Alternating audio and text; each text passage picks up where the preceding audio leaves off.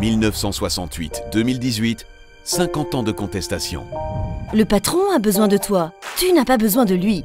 1968, en France, en Italie, les ouvriers occupent les usines, réclament plus de droits, contestent l'autorité des patrons et le modèle capitaliste. Aujourd'hui en Europe ou aux États-Unis, des entreprises libérées voient le jour. Alors l'entreprise sans patron serait-elle finalement créée 50 ans après 68 ?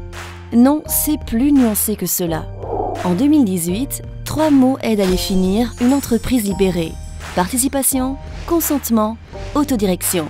Chaque collaborateur peut participer à la gestion, les décisions se prennent par consentement et les salariés s'autodirigent. Ils sont libres, par exemple, d'organiser leur temps de travail, de fixer leurs objectifs personnels ou de prendre des initiatives. Dans une entreprise libérée, il n'y a généralement plus de pyramide hiérarchique stricte, mais une structure plus plate où les membres des équipes choisissent leur leader. La structure évolue donc. Le vocabulaire aussi. Le travailleur devient un associé, le patron un servant leader ou une personne source. Son rôle est avant tout de garantir que les membres de l'organisation et les actionnaires respectent les principes et l'esprit de la libération. Et il peut changer. Dans certaines entreprises libérées, chaque associé peut par exemple occuper la fonction de servant leader à tour de rôle. Pour ses défenseurs, l'entreprise libérée favoriserait le bien-être au travail.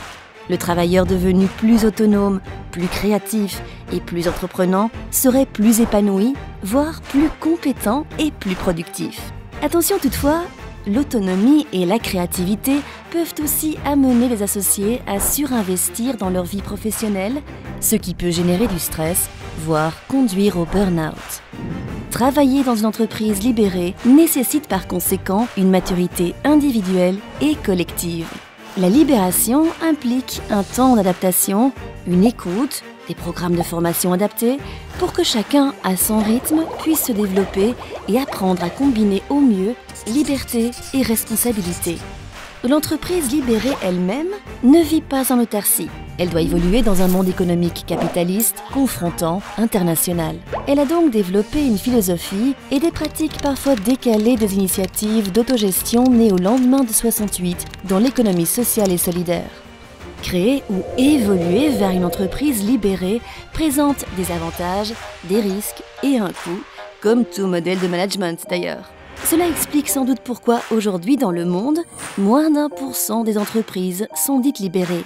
Les entreprises libérées restent de drôles d'animaux organisationnels. Patrons et travailleurs les observent, s'interrogent, mais pour la plupart, ne sont pas encore prêts à s'en approcher. 1968-2018, 50 ans de contestation. Un dossier de l'Université libre de Bruxelles et du journal Le Soir.